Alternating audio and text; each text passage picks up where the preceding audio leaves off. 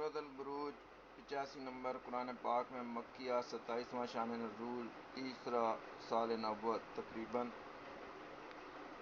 22 آیتیں، 1 رکوع ہیں، اور اس میں بھی قیامت کے بارے میں، آخرت کے بارے میں اور مومنوں کے اوپر کفار کی طرف سے ابتلا کی تفصیل بیان کی ہے۔ اصحاب الاخدود کے بارے میں تفصیل سے اللہ نے بیان فرمایا۔ شروع کرتے ہیں۔ اعوذ باللہ من الشیطان الرجیم، بسم اللہ الرحمن الرحیم۔ والسماء ذات البروج والیوم الموعود وشاہد ومشہود قتل اصحاب الاخدود اخدود النار ذات الوقود اذ هم علیہا قعود وهم علی ما یفعلون بالمؤمنین شہود۔ صدق اللہ العظیم۔ آسمان کی قسم جس کے اندر اللہ نے برج بنا دیے، بڑے بڑے سیارے، بڑے بڑے قلعے، اس ٹائم انسان نے خود ساختہ بھی بنا لیے، اور اس کے اندر اللہ رب العزت نے پہلے سے بھی بنائے ہوئے ہیں، جس کی نئی نئی دریافتیں اب ہوتی جا رہی ہیں۔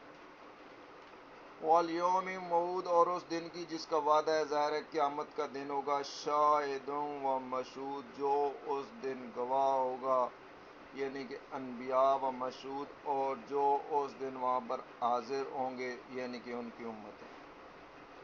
قتل اصحاب الاخدود، مارے جائیں اصحاب الاخدود، ان پر اللہ کی لعنت ہو، وہ تباہ ہو گئے، وہ جہنم میں جائیں گے، شرک کی وجہ سے، کفر کی وجہ سے، بدعات کی وجہ سے، اور سب سے بڑھ کر مومنوں پر ظلم کی وجہ سے، کہ جب وہ توحید کا اقرار کرتے تو یہ آگ جلا کر بھڑکتی آگ میں ان کو ڈال دیتے۔ وہ نار ذات الوقود، اس بھڑکتی آگ والے، اسی لیے ان کو کہا گیا اذ ہم علیہا قعود، اس پر بیٹھ جاتے آگ جلا کر اس کے کناروں پر، اور جو بھی مومن ان کے ہاتھ لگتا اس کے ساتھ اسی طرح کی حرکتیں کرتے۔ تو اللہ نے ارشاد فرمایا وَهُمْ عَلَىٰ مَا يَفْعَلُونَ بِالْمُؤْمِنِينَ، وہ خود گواہ ہیں جو کچھ مسلمانوں کے ساتھ کر رہے تھے۔ وَمَا نَقَمُوا، کس بات کا انتقام لے رہے تھے؟ کیا کوئی گناہ کر دیا تھا انہوں نے؟ کیا کوئی غلطی کر دی تھی؟ کوئی قتل کے بدلے میں قتل کر رہے تھے؟ نہیں، ان کا گناہ ان کفار مشرکین کی نظر میں یہ تھا، منہم اللہ، سوائے اس کے این یؤمنوا باللہ العزیز الحمید، کہ وہ اللہ واحد القہار پر ایمان لاتے تھے، عزیز بھی اسی کو سمجھتے تھے، عزت والا بھی، حمد و خوبیاں سرا بھی اسی کو سمجھتے تھے، الہ بھی اسی کو سمجھتے تھے، مالک بھی اسی کو سمجھتے تھے، خالق بھی اسی کو سمجھتے تھے، رازق بھی اسی کو سمجھتے تھے، کھوٹیاں کھریاں کرنے والا بھی وہی تھا، غوث بھی وہی تھا، غریبوں کو نوازنے والا بھی وہی تھا، اور وہ کسی بت کو، کسی مردے کو، کسی قبر کو، کسی گائے کو، کسی بچڑے کو، کسی ہنومان کو، کسی ہاتھی کو، کسی بھی ایسی چیز کو جو کہ خود ساختہ تھی، مخلوق تھی، اس کو خالق کا درجہ نہیں دیتے تھے۔ یہی ان کا گناہ تھا کہ ان کی توحید خالص جو تھی ان کے لیے آزمائش کا مقام بن گئی، اور انہوں نے انہیں اٹھا کر آگ بھڑکتی میں ڈال دیا۔ تو اللہ تعالیٰ نے ان پہ لعنت کی، اور اس واقعے کو بیان کر کے مشرکین کو یاد دہانی کرائی کہ دیکھو، یہ اگر تم مومنوں کے ساتھ اس طرح کی حرکتیں کر رہے ہو تو کوئی بڑی بات نہیں ہے، تم سے پہلے بڑے بڑے کفار گزرے ہیں، بڑی بڑی انہوں نے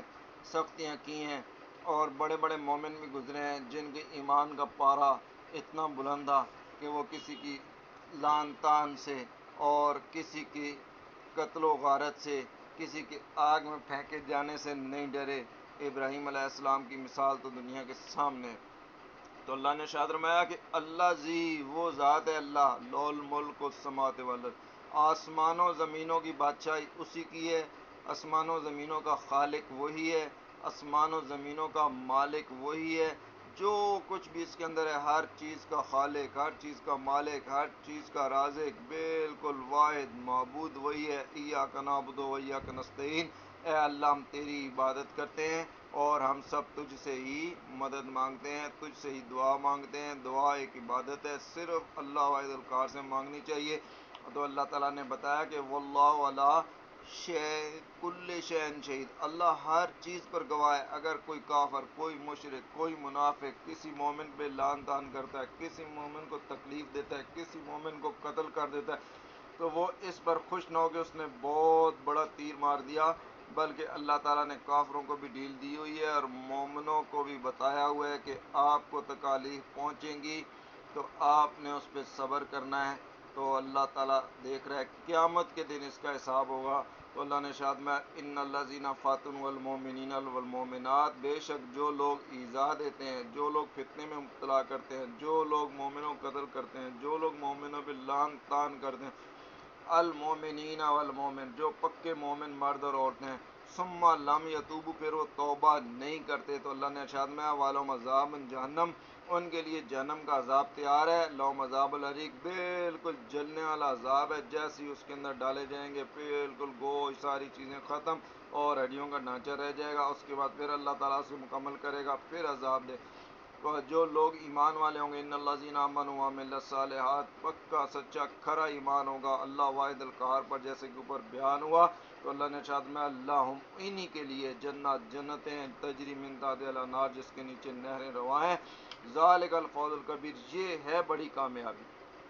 یہ مال کا زیادہ ہونا بڑی کامیابی نہیں، یہ اپنا ٹیکا ہونا بڑی، یہ جو ہے نا حکومتوں کا آنا جانا، یہ کامیابی نہیں۔ اللہ نے کامیابی بتا دی کہ کامیابی ایک ہی ہے، ایمان یقین پکا محکم ہونا، اللہ کی توحید ہونا، توحید بھی خالص ہونا، ذالک، یہ ہے الفوز الکبیر، بڑی کامیابی یہ ہے، فوز یہ ہے، کبیر یہ ہے۔ ان بطش ربک لشدید، بے شک تیرے رب کی گرفت بہت سخت ہے۔ آج قتل کر رہے ہیں، آج مومنوں کے ساتھ سختیاں کر رہے ہیں، آج مومنوں کو پریشان کر رہے ہیں، اللہ نے ان کو ڈھیل دی ہوئی ہے، تو یہ نہ سمجھیں کہ اللہ تعالیٰ دیکھ نہیں رہا، اللہ تعالیٰ کو معلوم نہیں ہے، اللہ تعالیٰ سے یہ بڑھ گئے ہیں۔ اللہ نے کہا نہیں، یہ تمہیں ڈھیل دی ہوئی تھی، جب قیامت کا وقت آ جائے گا تو بطش ربک، جب تمہارا رب کی گرفت آ جائے گی، شدید بالکل سخت ہے۔ فرعونیوں کے ساتھ کیا کیا اللہ نے، ڈبو کے رکھ دیا ان کو، قوم نوح کے ساتھ کیسے کیا، سب کو غرق کر دیا، عاد کو دیکھیں، سمود کو دیکھیں، قوم لوط کو دیکھیں۔ تو اللہ نے ارشاد فرمایا انہو، اس میں شک نہیں کہ وہی اکیلا واحد جو ہے ہوا، وہی یبدی و یعید، ابتدا بھی اسی نے کی ہے، کائنات کی تخلیق بھی اسی نے کی ہے، انسان کی تخلیق بھی اسی نے کی ہے، اس کی ابتدا اسی نے کی ہے، وہ یعید، اسی بار بار لوٹانے کا عمل بھی اسی نے رکھ دیا ہے، وہ الغفور الودود، وہی بخشنے والا بھی وہی ہے، محبت کرنے والا بندوں پر، خود پیار کرنے والا، محبت کرنے والا، ودود بھی وہی ہے، ذو العرش المجید، عرش والا اور مجید خوبیاں سراہا ہوا، فعلا لما یرید، وہ کام جو چاہتا ہے وہ کرتا ہے، اسے کوئی پوچھنے والا نہیں، کوئی روکنے والا نہیں، کوئی ٹوکنے والا نہیں، کسی سے اس کو اجازت لینے کی ضرورت نہیں، بلکہ پوری کائنات اس کے تابع فرمان ہے، وہ جو چاہتا ہے جو حکم دیتا ہے، فعال، جو چاہتا ہے وہ کام، لما یرید، وہ ہو جاتا ہے۔ وہ اذا اراد اللہ شیئا، جب اللہ تعالیٰ کسی چیز کا ارادہ کر دیتا ہے تو وہ اس کو کہتا ہے کہ کون ہو جا، یکون، وہ ہو جاتی ہے۔ حل اتاک حدیث الجنود، کیا تمہارے پاس لشکروں کی خبر آئی؟ وہی اللہ تعالیٰ نے دوبارہ اس بات کو اشارتاً بیان فرما دیا کہ لشکروں کی خبروں کو دیکھیں، فرعون کو دیکھیں، سمود کو دیکھیں، عاد کو دیکھیں، قوم لوط کو دیکھیں، بڑی بڑی قوموں کو دیکھیں،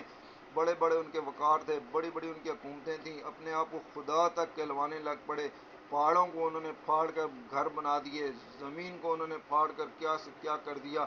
اور فرعون کو دیکھ لیں، قارون کو دیکھ لیں، کتنا اس کے پاس مال، دولت، فخر، تفاخر، مگر اللہ تعالیٰ نے کہا بل الذین کفروا فی التکذیب، مگر یہ جو کافر لوگ ہیں یہ جھٹلانے میں لگے ہوئے ہیں، یہ اللہ کا انکار کرتے ہیں، یہ رسول کا انکار کرتے ہیں، یہ کتابوں کا انکار کرتے ہیں، یہ وحی کا انکار کرتے ہیں، یہ ملائکہ و جنات کا انکار کرتے ہیں، یہ جنت اور جہنم کا انکار کرتے ہیں، بلکہ یہ حساب کے دن کا بھی انکار کرتے ہیں، ان کی تکذیب، ان کا جھٹلانا بہت زیادہ بڑا ہوا ہے۔ تو اللہ نے ارشاد فرمایا کہ واللہ من ورائہم محیط، اللہ ان کو پیچھے سے گھیرے ہوئے، یعنی کہ ان کا جو وقت اللہ نے دیا ہوا تھا